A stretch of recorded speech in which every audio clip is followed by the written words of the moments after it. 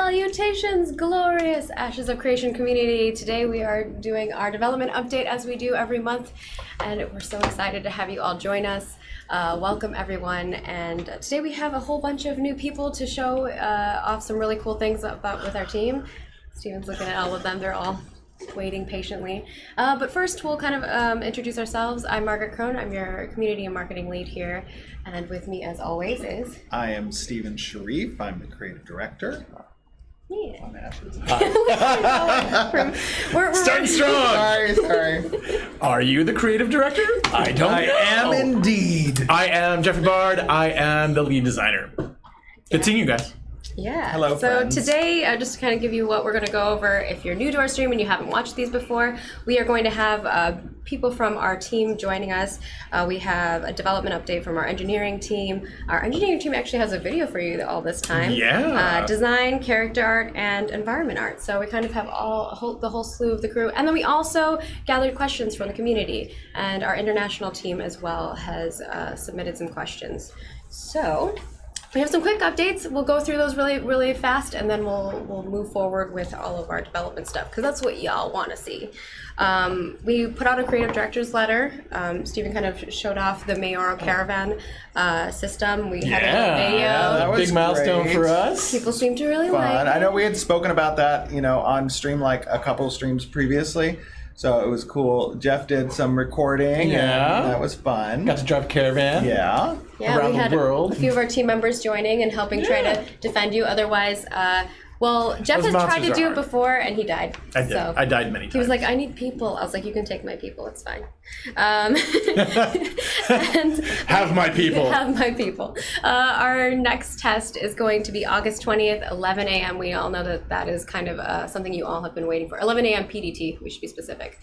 In the article, as well as in the forum post, we also link to all of the other time zones. So if you don't want to Google it and you want to click a link, we got you. Big deal for us. Nice. Real excited. Yes, Yeah. we're, when we discussed getting the back end fixes that we had going and vetted through our QA, this is going to be a next big test of those fixes, and it's very instrumental in preparing for the MMORPG's alphas, because obviously we want to make sure we can get as many people on screen. We have a lot of big systems that are massive with the number of players we intend to have. Hundreds. And the great thing about the APOC test, as many of you know, is that it does help us test those things early. And we learned a lot, I think, from our previous tests. Absolutely. We got a lot of like good night data. and day. Yeah. Yes. Yeah. So hopefully we can make that experience even better for you all. And So then we can make move sure on to join us, by the way, for that, Yes. which was Join when? us. August 20th, August 20th. 11 a.m. PDT. Yes. Or will we be in PST by then? No, No, I not don't yet. know. Not yet. That's like November. Time zones. I don't know why they need Let's to get rid of change it. Well, I think we probably need Get some rid of semblance time of time. zones? Oh, sorry. You I thought can you meant wait, daylight you can use savings. UTC. Oh, yeah, sure. Yeah, you could use UTC. I did try that, but people just got really confused. Yeah. Of course, we have one other thing that we're going to announce too, which is our winners of our Kittens and Puppies. Yes. Our Kickstarters voted on this, and the winners are the Dogget and the Peacat. So there you go. Mad shout out to, I don't know if you noticed, but we have lots of new graphics. I finally have a senior graphics designer on my team. I'm so excited. But he also made this awesome graphic. That trophy he made, it has like cat tail and little cat ears and little cat whiskers. I That's so saw cute. that. That's awesome. You need to have that But 3D. I think where's it's- the dog representation on the ribbon? I know, I was like, we need a bone, but we didn't have enough time, so. Wow. Yeah, This studio sorry. is way lopsided on the cat team. That'd be great. Is that dog it? Deserved to win. But you know I'm what's a funny dog. is Mike also has a dog, so, it weighs out. Dogs are the superior species. Yeah, Steven has a couple dogs. I'm sorry. I do have a lot of pictures of his dog in my in my camera roll. If you look at it, it's pretty funny. So yeah, that was the vote that y'all voted on. So thank you so much to everybody who did that and voted. And we really enjoyed seeing everyone fighting for it. The dog barely won because the husky was like 4 votes away. 4 votes away. So I think It was a tight race. we need to do something with We the were husky nail biting here. down the line for Yeah. sure. After seeing that, so thank you all for doing that. Yeah, I think All that's right. kind of it. And I think I'm getting kicked out. We're gonna What? go into all the things, unless Yep, Steven has they're any making me extra leave. studio stuff that he wants to mention before we We're head very excited. He's trying to order lunch for everybody. No. I handed that off, actually. Okay. He delegated. That's why we were running like 1 minute late. I was like, Steven, we gotta go. We need people to handle that. We're very excited for the test upcoming next month. It's really a pivotal marker in a lot of the rework that we did. I know we just discussed that a second ago, but it's very exciting to get that out there and get that more testing hammering it. So that's going to be good. The whole studio is really excited, and I mean, you're going to see all the people who are going to be representing their teams here, who are excited to share all the goodies with you, and also even looking into the future with Castle Siege stuff. So, Oh yeah. Yeah. Okay. Cool. All right. Jeff. We'll have Jeff Bye, back. guys. Bye. Jeff decided to let another person on the design team Heck join yeah. his team. So first up, we have our engineering. Don't take the chair with you. Unbelievable. Welcome, We have Alexi. Or Alex, sorry. I know. You know, He has Alex on his stuff, so I that's put true. Alex. sorry. Sure. My bad. I have to separate. Alexi. So introduce yourself. Talk about what you do on our team. Sure. My name is Alex, as you know. I'm a programmer. I've been working here for at least 2 years now. Yeah. I think I've touched pretty much every system. One of our star programmers, by the way, Alexi has a very wide field of capabilities as a generalist, and he touches a lot of gameplay stuff too. So he gets the fun stuff. So you'll probably be seeing him on this stream maybe in the future as well. Also, all the other programmers were like, "How'd you get Alex to get on?" No. He's like, nah, I'm fine. And Yeah. if you watched some of the D&D stuff that you guys have or Pathfinder stuff that you guys have done, Alex was on those That's streams, right. The last Extra Life. You played with us for a little I bit. played a paladin. Yes, for a paladin. brief 6 hours. A very strong paladin. Brief 6 hours. You missed the risk game. But yeah, let's talk about Probably a good thing. Yeah, exactly. let's talk about what your team has been up to. Team been up to many things. I've been working on Castle Siege's mechanics. Other like Mark and other like Kevin was working on pulling for servers so that they stood up faster. It's a lot of things we are wrapping up, and a lot of things we're still developing for MMO, like networking. We have a few people working on right now. That's A lot of fun stuff. a lot of fun stuff. Also, a lot of bug crushing Oh yeah, as that's well. true. Yeah. A lot of bug crashes. Faster true. I And heard that optimization. I heard that the QA team was happy with like how hard you guys are working on all those bugs. true. So in our last leads meeting, so that was nice. This is So, true. yeah. You guys have been hammering Yeah. through some bugs. So good That's job. great. Yeah, thanks.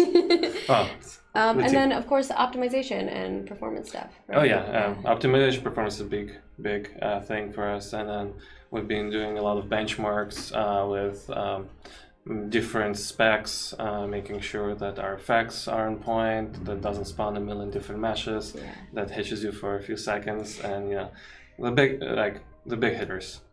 That's been looking at. I think one of the great things about optimization and the scalability settings that engineering has provided is just the range of rigs that we want to be able to run on, right? From the literal potatoes to the supercomputers, and actually getting to see just how crazy awesome a lot of the art is and the graphics are in the game. If you want that really high-end thing, or if you want to run super performant, then you can play the potato. So let's first talk about, I think you've been working on like the castle control points and the channeling tech for that stuff. So I don't know if you want to talk a little bit more Sure. about that.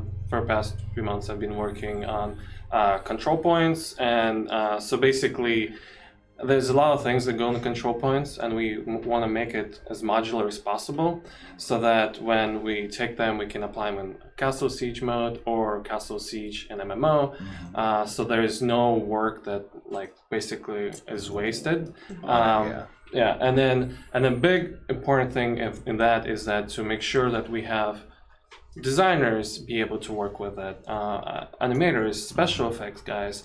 So there's a lot of things going on for a programmer, for example, that needs to be able to put in different hooks. So for example, like when someone runs in, what do we expect it to happen? It's like, we should probably send an event to our effects artist, say, hey, here's an event, you should probably hook and put your effects here. For a sound artist, sound designer too, same thing. And there's different functionality control points have, right? You can have a person run in and stand there and wait for, like a domination style. It's like for a few seconds and it becomes yours. And you have like a Yeah, and then there is a pop-out for a UI saying, hey, this zone has been flipped, and now, do something about it, right? Yeah. Also, part of that objective-based system that you've been coding has also been the unique buffs that each objective Correct. can have. Oh yeah. Correct, yeah. So like if a defender, for example, gets and then conquers it, all the defenders will receive this buff. Another thing also, the different styles of objective, right? Maybe some needs to come up to it and channel it uninterruptedly for 10 to 20 seconds.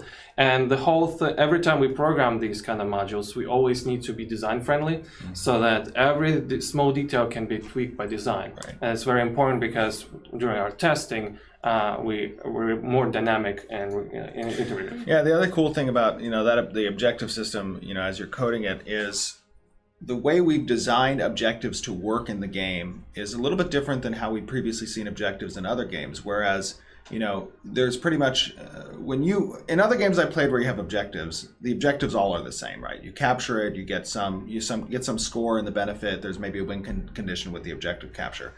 With our objectives, they have strategic bonuses to each one that's on the field. So, as these engagements are happening, there are real objectives that will actually influence your team and your abilities on the field that you're going to be needing to strategically decide how you're going to move your raid towards those different objectives.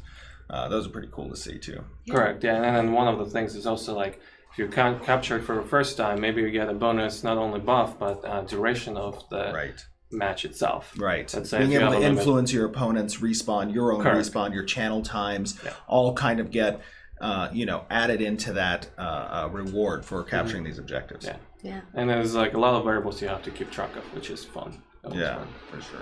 And then the next thing you wanted to kind of go over was the player character response, like the locations, the rules, and the types. Correct. Like for example, in standard MMO, we have many respawn points that you can spawn. For example, Castle Siege, we want to make sure that since we have two teams, we have two opposite sides of respawn. And whenever you die, there is a choice whether like we can code it up so that you click a button and then you respawn immediately, or you just wait until a certain duration has passed, and then everyone who has died like respawn immediately. Together, they pull together and then they're ready to attack the castle together instead of streaming one by one. And obviously, you guys have probably seen that in other games that you've had, team-based battles in. The pooling is beneficial because you don't want your, teammates to trickle out one by one and die. And then one at a board. time die, like go Right. feeding into the enemy. So it's definitely beneficial, to have those systems in place where you have those options. And then another thing, if we decide to have more than one respawn point, basically it's up to engineering team to figure out what's the closest respawn point, for example, or give you a prompt saying, hey, I want to respawn at this point instead of that point. Right. So that's And having also, the UI hooks to be able to exactly, do that, yeah. right? Yeah. It's And then building it modular too, so that you can reapply the same logic for other events like MMO regular respawn points and arena respawn points when we have arenas and stuff like that. Yeah. So it'd be really cool to kind of see, some of this graphically. I know that you have a video. That one was more towards a little while ago. You were playing with the siege weapons. Yeah, siege weapons, which So I was about to we go will over. maybe show some of the capture point stuff later down the line, but I think the first thing that you wanted to show was the weapons and the siege vehicles, and you have a video. So we'll kind of show those off, and we can talk over them as we're showing them. So go ahead and walk us through. Oh, Oops, that's wrong not one. it. Sneak peek to something in the future. Oh no. There we go. There you go, This is your work on So it, explain right? to us a little bit about what goes into coding some of the functionality behind siege weapons during sieges. So first of all, you need to create a base class in code that says, hey, I'm going to code vehicles, right? And it's going to be your base modular class that you will be reusing later on for blueprints. And let's say we're going to have more than just one vehicle trebuchet. You can basically use this as a base and expand on top of later on. So, for example, for trebuchets, I had a regular trebuchet that you can drive, and then I coded up a trebuchet that allows you to add some physics fun. So that, just so you guys know, that's a little bit of physics fun where, they're not being destroyed, but they're getting thrown across the map. Exactly. Yeah. There's more polish that'll be going into this. Yeah. So, Yeah. You guys are seeing works in progress. Make Yep. sure. So, like, for example, we have two trebuchets, which one is a stationary and one is one you can drive yourself. And you can kind of pan your camera around, you can zoom in, zoom out, and then your primary fire currently it's firing. And when you code it up, you need to also make it flexible for designers. For example, let's say we want to have a different kind of projectile for this mode, or a different projectile for, like, let's say we decide to create a battle ram, right? It's going to be more close range projectile that people can. You didn't quite make it there. Yeah, second try. I think second try will work. Yeah. So yeah, and then after that, I moved on to ballistas, which you see right now, which are stationary, kind of like full control. You can use the camera first person. You're able to, do the firing range. Things like a Gatling gun. Yeah, exactly. And then right now you don't see like the ammo because I think it's spawning a little bit above because we're still debugging it. But basically it will spawn a projectile when you fire it, and then we have to set different firing rate, reload rate, Right. how much ammo it should consume if there is any. Is it infinite ammo, right? Additionally, we coded up modularly to have different firing states. So let's say you don't want to just fire one at a time. Let's say it's a Gatling gun, you want to fire 10 at a time, right? Yeah. Or like the mode of super powerful that requires you 10 seconds in reload, right? And those are mode will be supported by code, where design will come in and say, hey, I want to have 3 modes, 4 modes, 5 modes, and then these are the keys that you go between them. And part of your coding practice is to give those tools to design so that they don't have to come back to code all the time necessarily. But they can make rare trebuchets or rare specific data that's different. Exactly. Yes. Yeah, and I know our animators and our artists have been working on like models for like the little bucket that you're gonna sit in as well as a character. So those are the companion. Yeah. So there are some other trebuchets that have companion seats potentially, Exactly, where your players on your team can sit in these seats and have their own little like crossbow gun on the trebuchet to defend it. Yeah, that's gonna be fun. Yeah, it'll be That is good gonna be stuff. fun. So, anything else that you want to like chat with everybody about? No, I mean, a funny story. I'm gonna tell you a funny boy. story. No, what? It's just a funny story. Alex So is like, "Oh." Alex's game handle is Slurpee. And Alex and I actually first met in ArcAge about 7 or 8 years ago, Somewhere right? around, yeah. Yeah, like 7 or 8 years ago. Alex is a wee baby. No, he was a that's right. Wee baby. No, he was Alex. working at Amazon as a programmer at Amazon at the time.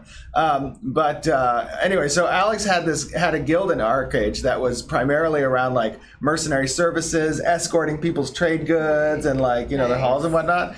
And he joined, his guild merged into our guild, and he became one of my commanders. And then when I decided to start Intrepid, Alex is like, I code, I fly. I code, I fly. I'm bored. So that's a funny story. And actually, Alex's girlfriend, Sam, we recruited her in ArcAge to the guild as well. So it's just, in my opinion, that story just kind of reflects on how, the gamerness inside Intrepid is strong. And you guys know these stories because you're a part of, guilds, and these things happen. And it's just fun to see, the full circle of friendship that can be created in an online community. Oh yeah, I mean, I have met so many people who have formed relationships, gotten married, have kids, and their whole family now plays together. Oh yeah, it's precious. a lot of fun. So. Amazing. But now I can't play anymore. I know. Now we can't play any more games. Oh wait. It's like, Whoops. Sorry. Thanks, Steven. Thanks, Steven. You're gonna murder every Slurpee.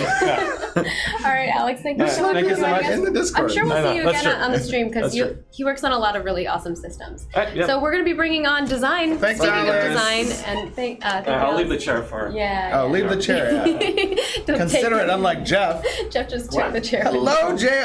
What's up, guys? JR. What's going on, buddy? JR, you might have seen him in our recent director's letter when we had our new faces up there, and also on our team page. So first, tell people who you are, maybe a little bit about you, maybe where you came from a little bit. Sure. And that kind of stuff. My name's JR. I've been in the industry about 20 years.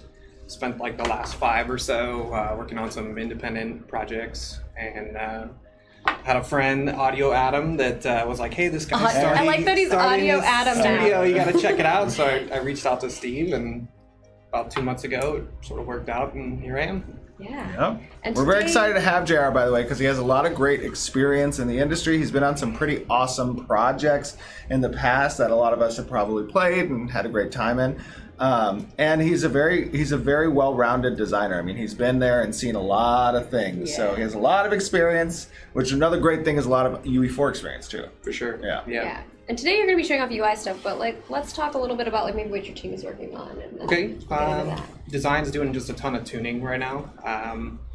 lot of balance Weapons, stuff. weapon balance, XP, loot. All the good stuff. Yeah, all the goodies for sure. I'm doing the UI right now. Just about finished with first pass for that. So, and that's kind of like everything from the front end to the lobby to the store customization, and just getting that feel down. Okay. A lot of that UI stuff, by the way, just to clarify, is on the APOC, that's intended for APOC testing. But the great thing about that now is we get to, prepare and lay out what is going to be the UI in the MMORPG Alpha client as well. And you've been seeing some of that, like if you looked at the Mayoral stuff, you'll see some of the UI that has been changing through that. Yes. We'll be showing more of that stuff as we go on. But yeah, let's transition and go check out all of that, and you can kind of talk right over this. Sure. Okay, so this is the lobby right now. This is just about first pass, and we sort of stripped back down from what was there to this much cleaner, simpler version. And that's the UMG designer. So basically I get art from the artist, and then there's like a hidden button there that I just lay the art over top of, and that gives it the functionality. And then the backdrop there is like, click this hidden button, pan this camera, or unlock this item, purchase this thing, like whatever the base functionality is for that. Friend request panel there. Add player, just all the basic, interaction in the lobby before you even start the game. Stuff. Yeah. And of course, like all of this is work in progress. We actually have new models, so the model or like new face model. So this is from a little while ago. But the other cool thing about talking just about UI, for those of you who aren't aware, Unreal Engine has a UMG UI, but we're also using an additional program from Coherent Labs called Hummingbird. And one of the biggest things about MMORPGs is the UI. There's so many complex UI systems because there are so many systems in MMORPGs, more so than most games. And we want to make sure that our UI is not going to occupy so much space on the screen. We want you to still have that immersion factor when you're playing Ashes of Creation, and we also want to make sure, most importantly, that our UI is very performant, that it is not taking up a lot of tick time on the client. We did a test where everyone was sure. like spamming all their UI. They're like, spam everything, open all the inventory. Yeah, I mean, it's like minimalist, but still communicate whatever that information is, especially in game. You get in there, you want to see that item quick, and you don't want to be like staring at all this extra. Right. Sometimes it can be overwhelming too when For you're sure. like when you have a lot of abilities and there's a lot of stuff going on your screen. Yeah, I mean, it's just like basic data, some color coding. We have like different types of items have different colors. So I it's think like you can just see it spot quick. For the pick it MMO, up. I think it's going to be more drastic because you have a lot of people, right? Like if you're raiding or going against a big mob and have a large group of people, trying to make sure all that data comes in but is understandable and not cluttering your space. For sure. All right. Well, you got anything else you want to share with us from the design team in regards to that? I think we're good. Yeah, just lots of tuning coming along. Cool. I know Jeff is going to be answering a lot of design questions because we got a lot from the community over here. So we're going to move on to our Thanks, guys. environment Thanks, team. JR. We have a new face as well from our environment team that's coming onto our live stream. You may have seen him in a Dev Diaries in the past. Devin! Devin! Yay! Hello. Hi, Devin. Oh, this delay is weird. Oh, yeah. yeah, a little bit. This is normal for us. We're used to Yeah. it now. Tell us a little bit about who you are. Maybe like your journey as a environment artist. And then, of course, I'm Devin. I'm an environment artist. I've been an environment artist for 22 years now. I've worked on a lot of MMO games, I've worked with Devin for and I've worked A really with long like time. 3/4 of the studio. Yeah. We used to play soccer together. Yeah, we used to Remember play soccer together. I didn't We used know to, that. yeah, we had a team Like that a was for company a company team. team. Oh, Yeah. yeah. Want to sponsor company teams, Steven? Heck yeah, let's do it. I don't know about soccer though. What? What? What sport would Like you want? softball or Oh, something, I or don't- volleyball. I don't think I'd be. Oh. I'd be down with volleyball, softball. Actually, I don't mind playing softball. It's just the waiting and watching part I don't Too like. much sitting. I want, Yeah, like, the soccer I get to Sandlot like vibe. be part of it all the time. Yeah. Yeah, but that's the thing though. You got to run so much. in Yeah, I soccer. like that. In softball, you just got to stand there. Wait, Look up in the sky, so you see where my mind's at. It's like- Yeah, you can drink. yeah, exactly. Right. Oh my god! Except for Steven doesn't even drink that. I know. I don't much. drink. I don't drink any alcohol, I was like, but that's- I don't have to run in softball unless you hit the ball, which rarely happens. Well, tell us what your team has been up to. We can bring it back. Let's see. What have we been doing? We've been doing a ton of optimizations. Yeah. So poor Ted and Nate have had to go through the game and rip apart stuff that we did poorly or we rushed through and improve it. So that's been a lot. Nate's done a really good job of finding good, what are those called? Presets or something, where he has a text file that changes all the numbers. So our frame rate's pretty solid. We're pretty happy. Yeah, I've been very surprised just with the performance and optimization that environment alone has been able to accomplish with a lot of the art assets that we're using in game, the practices for LODs and HLODs. Yeah. That's been pretty cool. It's like magic. It's black magic. You push a button and it makes your building into one little tiny building that's one texture, and it's insane. I think a lot of times people think of environment artists as just artists, but really you guys do a lot of programming as well and engineering. I guess so. It's pretty technical. I would say that it can be a very technical niche of the game development. Yeah. So Well- yeah, they've been doing that.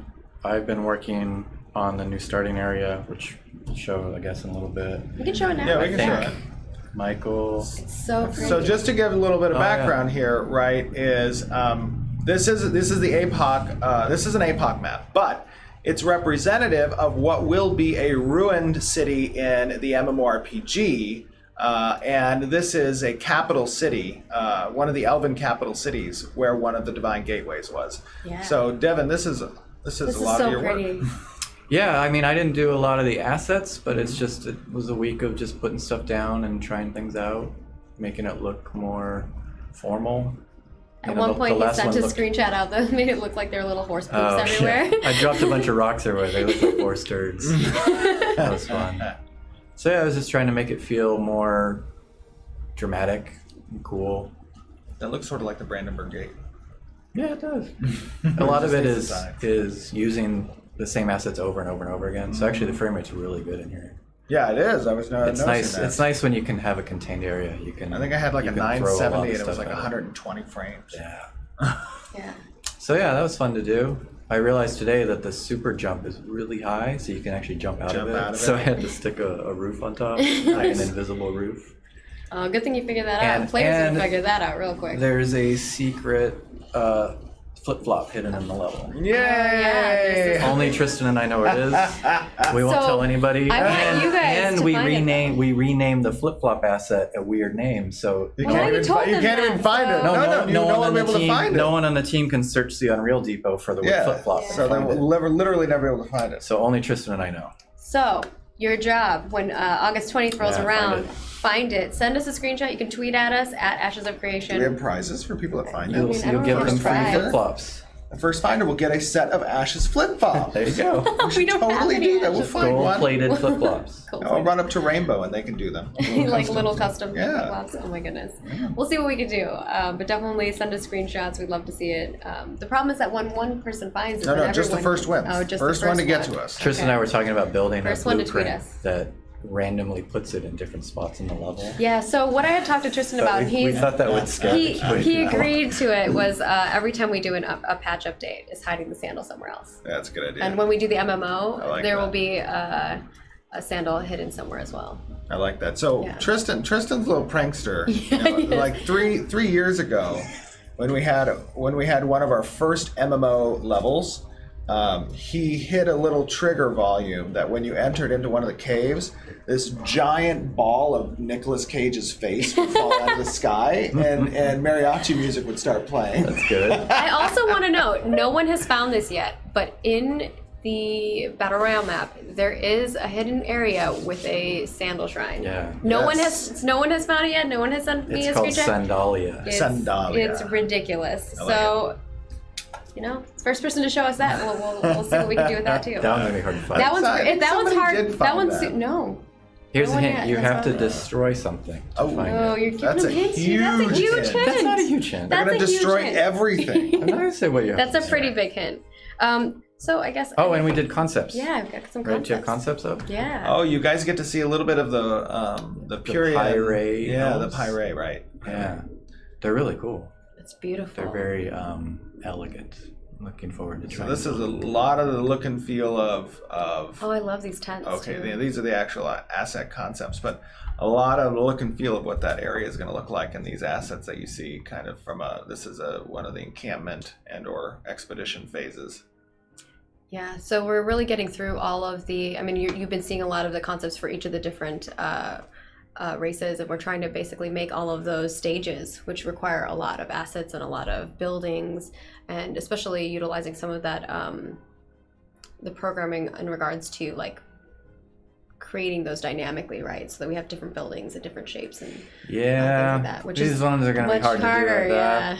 They're very asymmetrical and very curvy. Good luck, Devin. We'll try it. I'll do my best. But they look exciting. They're They do always look fun exciting. because they give you I don't know, like a good starting point to play with. Mm-hmm. So I don't know. At least when I So work, when I usually don't think of these like I'm going to make this exactly. It's more like You kind of use it as like a. this is where I'm going to start from. You know. Can you walk us through maybe the process of that? Concept. Yeah, I mean, Yeah. I'll just. It's different for every artist, but I usually take something like this and just block out the shapes and kind of play with them and see what feels good. Because some stuff when it's drawn doesn't look great in 3D when you're walking around it. So you gotta see it in the context of the game, I guess. Maybe? Yeah. Mm-hmm. So yeah, and then you throw colors on it and just kind of detail it up. Now, do you view as part of the asset creation incorporating the trees that you see with these buildings? Because not every place a node can pop up will have, actual trees. And Look at the Yeah, may need to I then think you're incorporate that talking in. yourself out of it right now. Right? I like where this is going. There you go. Making it easy. Devin's like, this Just will no make my trees. life easier. Yeah, you just That is definitely going to be, I think, the hardest thing about these Will you have to assets. program something Exactly, it's extra in having, that to like having to allow for the trees to be Right, part of the just- building? programming, just modeling. I'll have to Are you figure. modeling? The hard part is like what happens when a human building's there. Yeah. Oh yeah. Like the trees got to be It part goes of the away. elf building, Yeah. but then you don't want it to just look The like human someone comes dumped a along with little an elf axe build. when it's transitioning, and he chops the building down Big axe. like a huge axe, right? And then the building disappears, and the human building appears. That's Yeah, the the easy. giant- The hard, giant. I think the hard part is you want that area to feel like that tree makes sense. Right. Mm-hmm. And when you take that, you don't want it to just look like you just stuck So a tree in the here's middle of a field. great thing, because those are all like conceptual. I view the pyre like settler walking up with a magical like a little beanstalk seed, seed, yeah. and he Aw, lays it, and the cute. building begins to grow kind of out of the ground magically. Mhm. So I can get past that suspension of disbelief. Why isn't there a I tree love here? that. I never heard that part before. That's So what Yeah. about all the other trees around it? Well, That's where it gets tricky. they're wood elves. I like that one with the red. Yeah. Maybe those trees are The red alive. little These are blues. ent trees, so they walk with the elves to the new location Oh, they're settling, no. and then they settle in, It's like no. and they just see. Now this is called scope creep, and they just settle in. every gonna need- developer's like, no. I'm gonna need that to happen. Just kidding. Oh my gosh. I love ants though. Yes. Yeah. So I always like building tree things. I'm a big gardener at home, so Oh, I really really? like tree stuff. So will you use a lot of that as gonna inspiration for this when reference you're that? working on that? Oh yeah. I like that kind of like that bridgy one almost. It kind of Mhm. looks like it's coming out of that. I didn't realize that was kind of the Cathedral-like. lore of it. That's cool. Yeah. I think it wasn't the No, lore until you just 5 made it minutes up. ago. No. It was totally the lore. 100%. Look at Jeff over there. I'm just saying. Devin brought up some good points about these trees, and now we have to work our way around that mentally. Like, how does that actually happen? Okay, I see. I'm gonna keep my mouth shut now. I'm done. Well, thank you so much, Devin. Anything else that you want to kind of like tell our community and talk about? No. We're making fun stuff. It should be more fun stuff later. Yeah, we're excited. And, we hope you guys like it. Thank you so much. Awesome. All right. Thanks, Bye. Devin. Bye. And then, last but not least, before our Q&A, we have our character team. And of course, if you have any questions along the way, you can send them to us in the Twitch chat. And you have seen this Look, gentleman before. he's just chilling back there. He was on one of our panels at PAX. I was. Welcome, Keith. Yeah, Keith. Hello, community. Yay. So for those out there who maybe haven't seen the panel before, tell us a little bit about who you are, your history, and what you do on our team. Well, I'm a senior character artist here. Yay. And I've pretty much been a character artist probably since like 3rd grade. Nice. You know, when What was your first character? you everybody made? was making like ashtrays or like cups. Ashtrays. Third graders making Well, yeah, ashtrays. so like Father's Day gifts or whatever. That's like my father's a chain smoker, Yeah, so am So, I. well, hey, I'm old. That's what we used to make. But I wouldn't make Can that. you I would imagine make, if I would kids make were like a making creature. ashtrays? I'm in sure school they do now? somewhere in the world. Back in the day. I they meant used like, to. yeah. Or like say like a Oh my cup for God. mom or something or a vase. It's like a whole nother thing. I would Steve. make deformed creatures, you know. And most of them would blow up in the kiln because I didn't really know about aerodynamics yeah, and stuff. like- But whatever, you know. Yeah, it happens. So start You live, you That's learn. fun. Yeah. And you were like one of the first employees. Literally the first. Yeah. Yeah, employee number 1. Employee number 1. What? Yes. So you've been Yeah. here for the Patient long. 0. Yeah, patience. Yes. It's been exciting. I started with no computers. Yes, there were no It was a computers. Were you There was just literally drawing? just a desk. No, I just sat here. They came, I the walk by and I'm computers- like, "How's it going today, Keith?" He's like, "It's fine, sir." it's going good. Oh goodness The gracious. computers came quick, so. Yeah. Well, tell us a little bit about what the character team has been up to. So, I mean, everyone will be happy to know that, like, pretty much all we do is MMO stuff. Like, just MMO. We're, like, full charging along. Jinsey and Carson are going through that promise board that we have. So, everyone's seeing a lot of those updates. And me personally and Chris are really focusing on all the races, finalizing them, and getting, like, the different... We're not going to show those off today. I know, we're not you're showing races. You're teasing people, Sorry. but we have big plans with those. We want to make a big deal out of each Well, of you have those. to make a big splash with Yeah. the races, and so, but like it's more on the technical end side of the way the armors are going to appear on the races, the racial differences between the armor sets when you put them on, how they scale accordingly to fit on, you know, if you're a fat person or a thin person, the way the you know, all that stuff. So it's all a lot of technical stuff. So we really can't show a lot of that stuff, Yeah. but you know. Yeah. We're You getting know, we have a lot of great sets that are coming. I mean, we've shared with you guys over the past few months, you know, some of the sets as they come out, and you know, I think the great thing about what the character team is doing is there's a wide variety of influences when it comes to the different designs of these armor sets, right? Yeah. So, you know, you'll be able to kind of pick and choose what type of appearances you want to have. You know, do you want to be the super traditional medieval type of knight dude, or do you want to be the more, you know, asymmetrical, maybe Eastern influence kind of robe guy, you know? Yeah. Or gal. You know, so I think you guys are going to be pleasantly surprised when you see just the diversity that's among a lot of the character assets. Yeah. and eventually we'll be able to show them. Yes, that is right. So we And do we'll have soon. some- we do have Okay, some I'll take added- a little bit of the blame for that. I'm sorry. They did want to show some stuff today, and I did not approve it. So, Well, we are we are showing some of it. Yes, we're showing Steven some. still may not be that happy with all of it, but oh yeah, see, Steven's not happy with this one. It's still in progress, but we're working on it. I think what Keith you do a lot of times too is you'll let's- just take it as like an inspiration to drive like what you're creating. right? Especially with like these pieces, because Jeff's really only given maybe a half a day to bang these out real quick to get like an example of the way it will transfer from one race to the other. right. So, And these are very production-oriented Very concepts as well. production-oriented, yes. So, you know, you guys are used to probably seeing, you know, beautiful concepts of, in a setting, an illustration, and stuff like that. That's more like. You know, idea. This is way more production oriented, so It's that quick the modelers aspects, yeah. have a reference they can utilize. Yeah. Actually. Yeah. Yeah, and we asked them to do all the races. Like, here's one armor set. Hey, make it for every race now. Like how it would transfer over. And he did a really good job, real quick. Like banged it out. So we were able to produce all those pieces for all the races. Yeah, absolutely. What else? We had Yeah, we got some more we have stuff. some creatures. Yeah. So you did see this work in progress, and now you're seeing it with more texture, and it has a little saddle. seat, a little saddle, bamboo. and he's got That's little armor Carson. on. It's so cute. Yeah, Carson modeled this. He did a really This was good his job. second creature that he ever made. Yeah. He's normally our weapon artist, but he's been pumping out some animals because we need to fill up the world with awesome stuff too in the MMO. Absolutely. I love this saddle because it has like the little bamboo sticks on it. It feels really, what do you call it? Like natural. I think it's getting an animation pass. Yeah, I was gonna say I can't wait to see the animal. Yeah. I want it to flip over in the water and you're on its belly. So here you're seeing one of the first ever modeled dragons in Ashes. Jincy's working on this. Yeah. And she's done a great job with the model. But yes, the answer is we do have real dragons, meaning four-legged dragons. Yes, that's an actual dragon. That is an and the actual wings are dragon. That's right. And as you guys know in the MMO, you'll be able to fly this thing if you're a guild leader of one of the castles owned in the game, or if you're a mayor of a metropolis.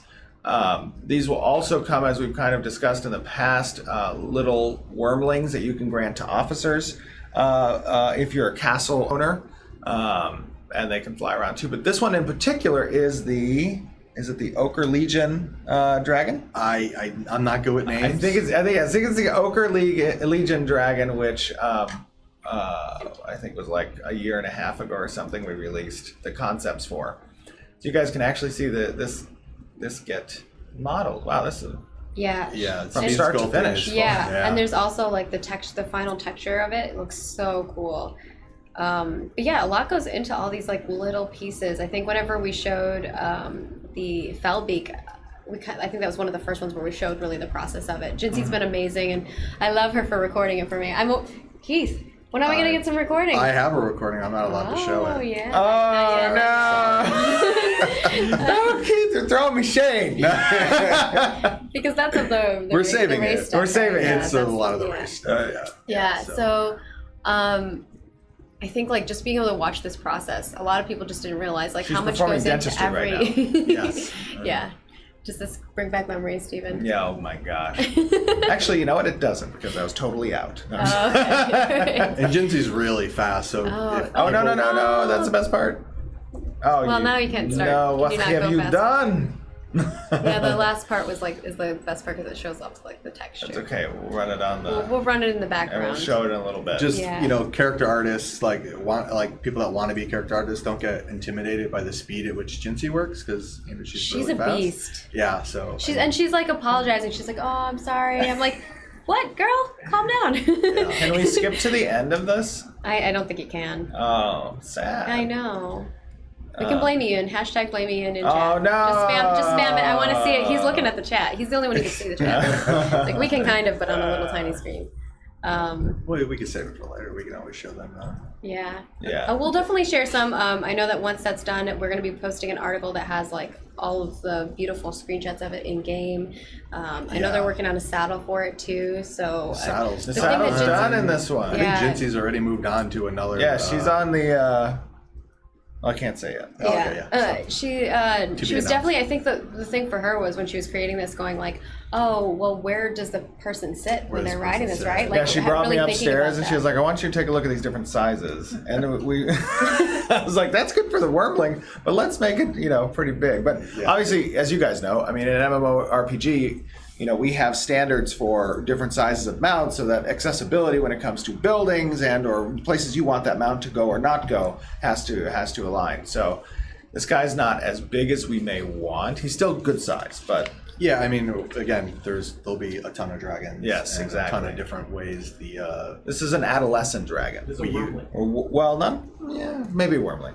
But I would say he's an adolescent dragon, not the ancient or adult Absolutely not. dragon. Like huge, yeah. Right. Those are the raid bosses. yeah, for sure. Which I think those are going to be really fun for you all to create. Like, do you all enjoy creating like these crazy monsters? I think you said when you were a kid you drew monsters. Yeah, I right? mean, that was like the first thing I did when I got here was I created the like the twisted little rabbits that Oh, run yeah, around they're creepy, dude. and the flangler. There we go. All right. Oh, nice. All right. So this is the final model that has been handed off to Look at that. animation. I love the scale And texture. you can see the detail on the dragon. And just the There's the saddle. saddle. It's I just pretty. love the texture. I don't know. There you go. Get some. I'm gonna tell you one thing about this dragon. It's not gonna get caught off guard by a fleet of ships. You don't think so? will not. Yeah. I'm not even gonna say what that's about. I- Those are gonna see it. But it's not going to be flying along one day high in the sky. You know, I saying, was- I can't see that fleet of things. I was so mad. I was so mad. All right. Thank you Thank so you. much. Thank you, Keith. We're gonna bring back our Jeffrey, our Jeffers, and we're gonna answer some questions. I think we're doing good on time today, so Are we good? Yeah, we're doing good. We're trucking along. Let's just as get we- every single question I mean, answered. we've been That's able to true. do Yeah. that. So we're willing to stay late if we have to. Yay. So the first question we have is from Unknown on the forums, and they want to know: we have been told that there will be seamless transitions from area to area. How does Ashes plan to deal with an event, perhaps organized by the community, that tries to put thousands of people in a node at once, and the problems that might create? So that's a super engineering question. However, we can give you a pretty limited answer on it. Yeah. Obviously, when it comes to networking in MMOs, you have zones that have handshakes between each other, right? And Yeah. you have servers that are handling the clients connected in that zone. Even when or- it's seamless, that's still how it's architected. That's still, yeah, exactly. It's still how it's architected and how we're going with the architecture. But the idea is that our server architecture is more about load balancing. What is going to be present at these large battles and the connections between these zones, and we don't want that to impact at all, like the area where that handshake occurs or where that zone is split. If there's too many people in the zone, you have to go to another instance. Exactly, Yeah. right. Yeah. So that's kind of how we're addressing it. We have our own custom backend with that. We're working with certain partners as well in regards to that backend. And part of what is being tested with regards to Apocalypse, for that question in particular, is just how many we can fit on a single dedicated server. Even though we're going to have many, many servers that handle this load, we want to be able to max them out as much as possible. Yeah, and then we also have some clever tricks in terms of relevancy of one character to another character, so that we can shove even more people on top of that. So Absolutely. Well, did I answer? Did I just go off on a No, tangent? I I think think you're you're pretty good. much on. Our next Because question I haven't is seen from any of P these Millhouse 24, who wants to know: will we experience different tidal patterns in the ocean? Tidal patterns? I don't think we're going to be modeling tidal patterns. Yeah, they won't be. I mean, what you will see is kind of more related to perhaps time of day or seasonal, right? Yeah, doing dynamic tides Yeah. is we're not that's gonna a be very doing that. big problem Yeah. to solve. But I think the question there is aimed at, will the ocean just be static content all the time? And no, we do have a way that we want to represent unique content at certain times or Yep. with regards to certain climates. All right. Our next question is from Erraticus from the forums, and I think this question is for our flat earthers. Oh my. Will the world map be global? Meaning, if I walk west, will I eventually get back to where I was, or will there be invisible walls or unscalable mountains at the edges of the map? So we actually are going to talked about test. this. We're going to Yeah. test that actually. Yeah. We have plans to do both and see how it impacts. And we've got a couple gameplay. different strategies to solve the global problem that we're going to try. So there's going to be multiple iterations of this. We're going to find the best one for us in terms of what makes the most sense, because it changes how we want to lay out the map, especially the edges of the map, where if this is the closest point to this, we really need to be thinking about it. Yes, and because we're continental, right? We don't really need to worry about mountain range blocking off the edge Right. of the map, right? We have oceans, Right. that exist, and those oceans are fully connected. So that's not so much the issue. It's really more about strategically how it impacts our design on the economics of the game, the traversability and movement, Right. and more so than a actual engineering thing. Okay. Our next question is from Heath R2 from the forums, and wondering, other than taxes, will the only way that nodes get resources from players be by their own prerogative, or will there be something else that forces that? So caravans also supply certain resources.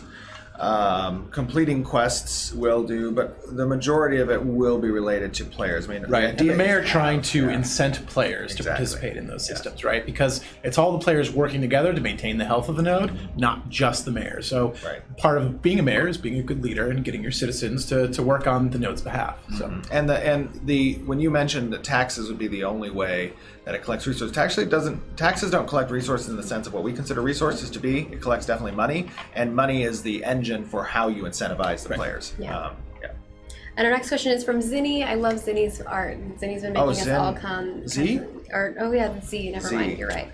Zinni's different. Zinni also is very. We active still on our love Discord. Zinni. We Yeah. love you, Zinni. We love Zinni as well. Zinni's very Yes. active on our Discord as Absolutely. well, leaving lots of comments and stuff. Will we be able to place mayor campaign banners on our caravan? So they want to be like, vote for Zinni on their. So we are. I know previously we had spoken about not allowing custom user images in the But you game. can make. However, I think we're leaning more now in the direction of allowing for custom user images. Yes. That's going to be a whole approval process. It is absolutely. Well, what it will be is the fact that we're a subscription game, and if you want to jeopardize your account by doing the wrong thing with regards to custom users, then by all means you may do so, and we'll have stringent practices in place to prevent that from actually being an issue. What was I going to say? Oh, so with regards then to the mayoral campaigns, if we're going to allow custom user images, then yes, you could totally do mayoral campaigns. it's a lot of fun too. Absolutely. I remember how useful it was, and the reason I will admit this, what kind of influenced my decision on that a little bit is in Arcade, and I hate having to keep referencing back to Arcade because Sometimes that's the best way to tell a story. that's right. So those of you who played Arcade will know that you could purchase these custom, white canvases, and you could place them in your city or on your buildings or whatever. And we used to have our guild had an entire zone to ourselves, a city, even at the beginning of the game. And I used those to upload notepad texts to inform the guild members on what they needed to do in certain areas, when there was a guild call, where they needed to meet, if they wanted to use the crafting stations. It was really useful. And I also used it to put pictures of my dogs up in my house as well, which was cool too. So Having your own Makes custom it feel like picture home. frames is Yes. cool. Yeah. Okay. And then Hijarim wants to know, will dynamic destruction also affect ships, or is it limited to just structures? It's a question we can't answer right yet. yeah, But depending on the solutions that we find to destruction, yes or no. sure. Okay. You have something to add, or that's it? No, that's fine. I mean, Okay. traditionally, if we did not use dynamic destruction, then what we would use is decals to simulate damage on the ship based on an overall hit point value. At certain hit point values, we would swap out the mesh to show a more destructed state potentially. And at that point, for a user in regards to immersion, both are very similar from the immersion factor, right? It's You don't definitely really cooler to notice have it. dynamic destruction. Yeah. It's just a matter of whether we can Yeah, find the right solution. For those specific meshes. For Right. the buildings, it's a different story. Yeah. Also, I'm really sorry if I butcher people's names. Ozolotl wants not. to know, will there be a sneak mechanics usable? Yeah, Isn't that like a Mesoamerican yeah, like the bird? no, there's like a that's little. Quetzalcoatl. Oh, Texcoco. Yeah, there is an. What's that creature called? It's like a little fish. Chupacabra. No, it's like a little fish thing, and it changes. Anyways, I thought that's what it was, but maybe not. Will there be a sneak mechanic usable for all classes, or will stealth be limited to rogues? Will any or all classes have counter stealth mechanics? Ooh, that's There fun. will be counter stealth mechanics for sure. That's just a natural balancing act Yep. of stealth. But additionally, with regards to secondary classes, one of those aspects is augments represent the secondary class, Right. and one of the most fundamental aspects of a rogue is stealth, Right. Whether it be actual invisibility or the ability to sneak around in the shadows or something. So you can almost certainly count on the fact that should you go a secondary class of rogue, that there will be the ability to influence your action items from your primary class with the stealth modifier. Oh, that's cool. Yeah. Camnesia actually has a really good follow-up question. Will secondary classes immediately give you access to all augments for skills, or will there be a form of progression necessary for each primary and secondary class combination? There will definitely be a progression Yes, necessary. yeah. It's part of the progression system for the augments is very similar to the progression system for your main class. Right. So, Yeah. Okay. Our next question is from Matseo, who wants to know, you've mentioned that the highest skilled players in each artisan class won't be masters of all. How deep is this specialization? Will it be as specialized as armor smithing, more specific like plated armor smithing, or even as specific as steel plated armor smithing? So when we reference not being masters of all, that doesn't mean you're not a master within your own one of the three artisan types, which is, crafter, gatherer, processor. You will be a master of one of those. You will not be a master of the other two. So, for example, if you're a master of, crafting, and we'll reveal this later with some of the blogs that I know are already written up about professions, but the professions exist within those paths. And as you master one of those paths, you get to master the professions that are in it as well. It's just the amount of time you spend in mastering it, right? Right. Yeah. Yeah. So I'm sorry, did that answer the question? Yeah, it definitely did. Wine Crow wants to know, is there still a chance we will get some form of the character creator during Apocalypse, or will we need to wait for Alpha 1? I think So, more beta. what, the character creator? Yeah. No, character creator is Alpha 1, Okay. I believe. Yes, there is a chance. There is a chance that it would come before Alpha 1, but there's also a chance that it would be Right. Alpha 1. This is the character creator is kind of separate from our Those alpha two beta milestones, cadence, exactly. right? So you could see it before or after, depending on how much progress we make on it. Right. It is a separate thing though that will be included, at some point. Yes. Awesome. And then Caloron wants to know, will there be a typed chat system in Apocalypse for the upcoming playtest? There will not be a typed chat system, no. Currently, there is just voice over IP in lobby and voice over IP in game. Okay. And then the Lazy Peon wants to know, Lazy Peon, what's up, buddy? will there be a PTR or test server post-launch for upcoming content? If so, how do you stop players from feeling like they've already experienced all the new stuff during testing before content is fully released? So we have a unique... That's a good question. Well, we have a unique solution for that, at least with regards to content, right?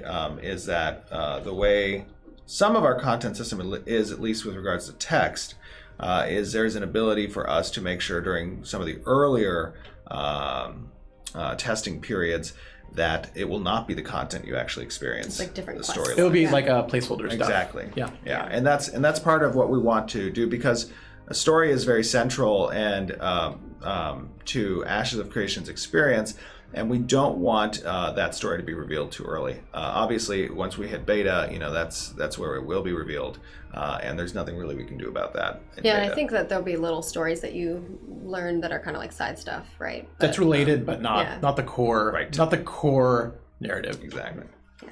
But you'll still get the basics of like the systems and things of that sort and how the Yes. questing system works, so that'll help. So to sum up there real quick, there's really no way we can truly stop it before launch, but we can mitigate some of it in alpha. And then Digital Wind wants to know, if my favoritist ship is lost due to PvP or PvE, is it gone forever? No, you can repair your ships. All right. You can repair your ships, but it is a lengthier process than you've seen probably in other games. And most importantly, you can only launch your ship again even when repaired from land. So. And then Larry wants to know, what is the planned ratio of race/class specific quest to all other quests? That's a very specific question. If I pick a different race and class as my friends, what can we play together? I think it reads a little weird. What can't we do together? Like, are there certain things we can and cannot do together? There will definitely be certain things that you will not do together because you're separate races potentially, but those aren't core storyline quests. Right. Don't picture that ever being that they can't help you out. Oh yeah, they could help. Right, like you may not be on the same quest, but you can still do things together to finish that quest, right? We're never gonna unless it's like some kind of solo instance thing, you're always gonna be able to have other people play with you during those kinds of events. And I think we're trying to avoid those, other than maybe for very specific story There will be things, specific, right? and definitely will be part of the game, right? It's part of the storytelling, but we want to make sure that the person who's playing a tank feels like a tank in their experience of the game. To kind of aid them, if you're on a quest and you're a different race than me, like that, and I'm a dwarf and I'm like, oh, I want to join and help you, and you are on a instance quest path, for instance, would I still be able to join you even if I'm not on the quest, if it's like a group thing? Yes. It's Okay. a group thing. If it's a group thing, yes. As long as it's not like a Right. solo thing. Okay, I just wanted to clarify. Okay, cool. And the ratio of that is going to be relatively low, right? Like there will be very specific quest paths for those, races, for classes. We generally want everybody to be able to do everything, but there are certain types of stories that we'll be doing that way. But they're not going to be the vast majority of them. Yeah, I would say far above 80%, probably like 90% are quests that should be Shareable done by and shareable. done by everybody. Yeah, but the 10% that it does exist will be split among like race specific, title specific, your mayor, guild specific, potentially ownership specific, right? All right. And then Lumbermark wants to know, are we going to see a difference in the visual effects of a single spell when it levels up? So as a spell levels up, will we see? There will be hooks, and there will be part of our skill progression will also include the ability to add rider effects onto the primary effects so that it's distinguishable. And also from a threat assessment standpoint on the battlefield, we want you to know the kind of loadout that another enemy might have, and you can tell a lot of that by not just their armor, what they're geared towards, but also their effects that are being used. Right. And we want to have a consistent design language for all of that stuff so that it's easy to grok what's going on in the game. But, also not even just in those examples that Steven gave, but also, like, let's say you have Firebolt at level 1, right? And it levels up at level 5, it turns into a Fireball. You're going to see the difference there, too. Yes. Basically, the FX will follow the functionality of the ability that you're using. Cool. And then Black Sun Empire is asking a question specifically about something we had addressed in our first creative director's letter back in, I think, March, and wanted to know, can you share an update on the withdrawal from the payment provider Zola? Yes, so that is still planned. However, many of the new account services that we turned on in December were very closely integrated into a lot of other systems. And the modularity to swap in a different payment provider needed some work, but unfortunately that work took a backseat to a lot of the back-end changes that were being done by both our platform and engineering team. Our platform team has been so busy. Yes, they've been very, but they just code locked. They just code locked on a lot of the changes from the platform side. And we've had some very great, meaningful consultation with some of the DBs we're using, database companies we're using, and AWS as well. Them, right, yeah. So they've been great with that. But progress report with that is it is coming up soon to do that swap. Trademark, and we'll keep you updated with that. But we'll that'll be a matter probably have something. If we did do that, we'd let you know in advance. We'd have an FAQ to kind of answer a lot of those questions. We've been trying to do that with any big thing that we have. For instance, like the opening in August 20th, we're going to have an article that comes out before that, kind of answering a lot of questions in advance. So hopefully those answer your questions before you even hop into the game or see those changes being made. Our next question here is from two different people. They had similar questions, so we're flagging them all in one. Devin Cook 2 and Pellman kind of were asking, what kinds of exotic weapons can we expect to see in game? Will there be glaives, whiffs, scythes, katanas, things like that? So there will be exotic weapons. The question is how many of them will function outside of like our normal weapon class system, right? So a katana will likely, you'll find like an example of it, right, in a one-handed sword, or a glaive will fall into the halberd category. Something like a whip we've talked about, but whips are problematic if we want them to actually look fantastic. Yeah. So you will see them probably represented in categories that already exist. And then sort of the more exotic, those are still open discussions that we're having. All right. And then Devin Cook also had another question here. For economic nodes, will players be able to donate towards a mayoral campaign so that a relatively less wealthy player with better policies can still win versus the wealthier player with bad policies?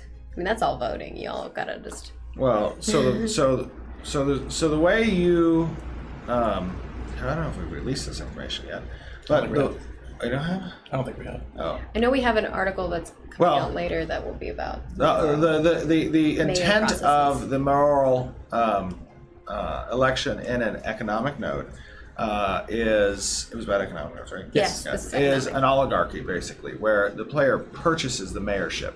In that sense, there will be a mechanism for you to have help with your friends, but it's not going to be as simple as just transferring gold, because obviously we want to make sure that our behavioral metrics when it comes to flagging the gold sellers in the game and making sure that they're not prevalent. We want to mitigate that to understandable transactions, and if the excuse is But yes, you will be able to support your friends or people whose policies you agree with. I think we'll probably find a design way to make it so you can vote or kind of directly with that. But it is definitely a thing that we want to, make part of that contest is where are you going to get this money from and who has the most of it, and how can you combat that? Part of what we've discussed in the past is, those friends must be either members of an economic node or the economic node that you're in and trying to get mayorship, and they can convert a certain number of their coins each week or something to the elected coin. Right. Yeah. All right. And our next question is from Mazda69, wants to know, other than the mayor, are there any other prominent positions in the node leadership that have different gameplay mechanics available to them? Or is it simply the mayor and everyone else is a civilian of that node? No, there's absolutely positions. And we drive those positions by title from a design perspective, right? When you have that position, you gain that title, and that grants you the access flag with a lot of the NPCs in the town or whatnot. Outside of organizations, hierarchies within the organizations, the director of that organization inside of a particular node, priests or acolytes in certain temples that might be part of the node, patron guild leader, chief bounty hunter. There's a lot of things that you can strive for within the guild that grant you that special treatment. Within the node, absolutely. All right.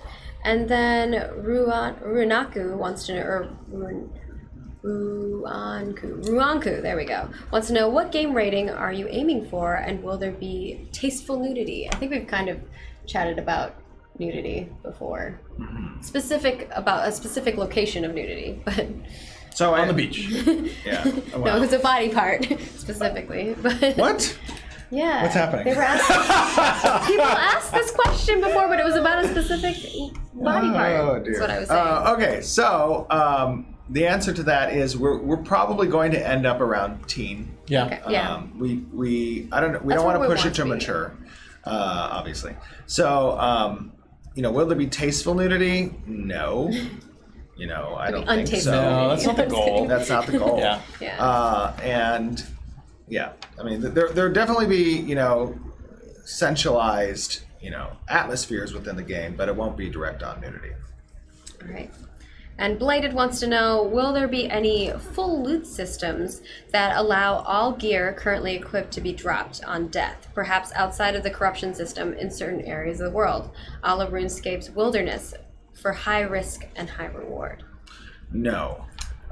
No, there will not be a full drop. And the reason for that is because, our intention when it comes to progression within the world is we want it to be meaningful and, take some investment on behalf of the player. And even if from a design standpoint, we're like, yeah, but they have to choose to go to the area. We don't want a choice that a player can make where they delete their character, so to speak. Right? Yeah. It's like, oh, this will be fun. I lost all my gear. Okay, I quit. Yeah, I quit. Exactly. Yeah. Well, they'll probably just put in a CS ticket and then no, I'm just kidding. That's what normally happens. I didn't mean to go there. Yeah. It was an accident. I was drunk. My friend took over my computer. Oh yeah, that's a good one. All the time. My brother did something. He logged in. Joint wants to know, will you be able to see other players' levels and equipment characteristics? So like if you were to inspect someone. So it's something we talked about early on with regards to having the ability for the player to show their gear. Yeah.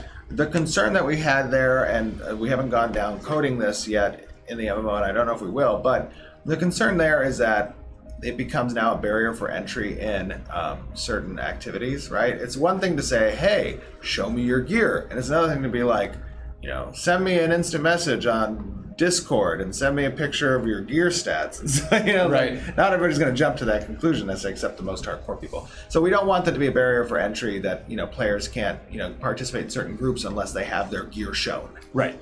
Yeah.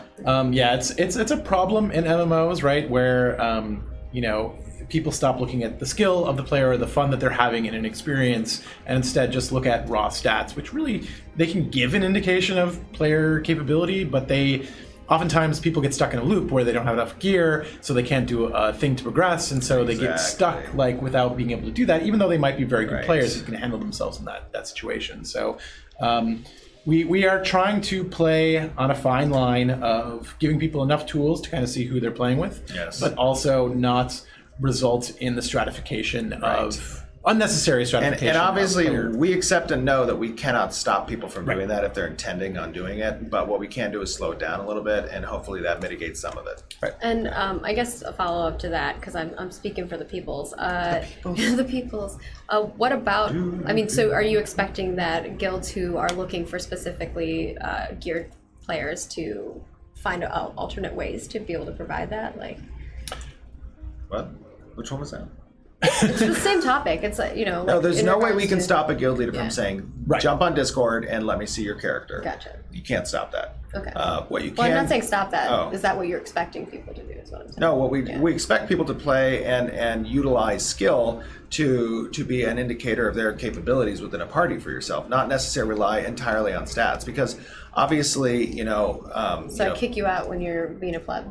Right, Okay. and that should be I mean, in my opinion, as an MMO player, I have seen many guilds, and I will say even my guild was guilty of this as well. Is that to be a part of certain what we used to call constant parties, you had to have a certain level of equipment value, and in my opinion, that kind of sucks, because the whole purpose of being a part of a party is to progress and get better equipment. You need gear to progress. No, what happens is you should look at an individual based on their capabilities, commitment, time to play, all of those things as a guild leader, and take into account what the investment will be to bring them on board, even if they're lesser to a degree of another person's equipment value. You bring them on board for the person. No. You bring them on board for the person, and then if you want them to get to a certain skill level, or equipment level, you help them get there. Yeah. But that's like a DKP system where you looking at DKP system is where you get legal with it, and you say how often you're there. Yeah, exactly. You said attendance. Well, I also had a DKP system, but I subsidized my DKP system. I would put in like Amazon cards, trip to the Vegas guild meeting, and then we had a custom programmer, get us a web page where we would track all the DKP, and if you just came to events, you got DKP, and then you'd bid at the end of each week on all the guild assets, and people could donate stuff to the guild, which would then go on the store, and whatever they donated, they'd get a certain portion of DKP as well. We had we had thousands of people in the guild, so. Oh goodness. Sorry. I was a little bit over OCD with that system, but it was Sounds like it worked good. It was really good. Yeah. It was very good. And then Diggs wants to know, we've been told that a group of summoners can work together to summon a golem with the subclasses of summoners, with the subclasses of the summoners. Will the subclasses of the summoners make a difference in regards to what the group can summon? Most likely. I don't know about what they can summon, no, but they might be able to change the attributes of that summon. Yeah. And that will sort of depend on how much time we end up having towards the end. We've got a goal specifically for this, siege golem basically, and its progression. But also, we would love to get lots of different types. And that might be later content. Right, exactly. Yeah. And then Paradox wants to know, we know there will be racial augments, but will there be cosmetic only, or will these be cosmetic only, or will they affect how the abilities work? Racial augments will be both. They'll be cosmetic, and they will affect the ability and how they work. Okay, and then Dark Seraph and Jinx the Gamer both had similar questions. Will some items have special effects that are passive or on use abilities? Absolutely. Yes. All right. Violetta wants to know, and this is the rest of these questions are from our Russian community. Will one guild Dobry den. Hi guys. Comrades. Will one guild or alliance be able to advance all 3 nodes near the castle, or will we need help from other players and guilds? I'm sorry, I was trying to think about the Russian words. Will one guild or alliance be able to advance all 3 nodes near the castle, or will we need help from other players and guilds? You will need Well, I'm sorry. It'll be very, very, very difficult to do it just as a solo guild. It would be much easier if you had help, but yes, technically you could do it as a solo guild. Yeah, technically yes, but we want you to be participating in the greater, broader community because you control a region, and so we want you to participate in that region And be a little diplomatic. Yeah. And Sergey wants to know, will there be a contract system between players? For example, can I become a mercenary and sign a contract with another player who wants to hire me to protect his caravan? That would be cool. Contracts are very cool ideas. They're very difficult to code around. Yeah, because how do you, if you break the contract, what's the parameters, It right? is tough because we have looked at this a little bit, and we want to do something Unless like it's that. like an immediate quest that is timed or There are quest, some. right? There are some. Be weird. There are some places where you can do that. Yeah. You can definitely are, but contracts would have to be relatively limited in terms of It's how. just So we already have certain features that are contracts, so to speak, right? That incentive system that Jeff was speaking about earlier that the mayor has is sort of a contract system. He's dedicating funds from the node as a reward if a person completes a task, right? So there's a contract. Complete the task, get the reward, and a player has control over that. With regards to caravans, if players come near your caravan and they see the option to join as a defender or attack the caravan or do nothing, if they join as a defender, there are also levers that the owner of the caravan can provide as a reward should the caravan be successful as well that he can provide. So those are sort of contracts, but they're not like, in the spirit of what this question I cut my is, blood. which is like, I initiate If you violate this contract, there are these penalties. And No, that almost certainly will not be. Redlining. it's very tough to make that happen. It would take a lot of work to make a system that we'd be happy with, right? Like we could throw something out and it would. And that's be not janky, just and that's not what we cosmetic. want. I mean, a lot of those systems really aren't contracts. They're just like, hey, I get to look at a cool contract screen. Right. And then the player has an option to break the contract, and then what is it? Right. Yeah. And then our next question is from Alexi wanting to know, will I be able to participate in a node siege on any side if I'm not a citizen of either the defending or attacking node? If yes, will I receive any rewards for participating? And I think... Yes and yes. Okay.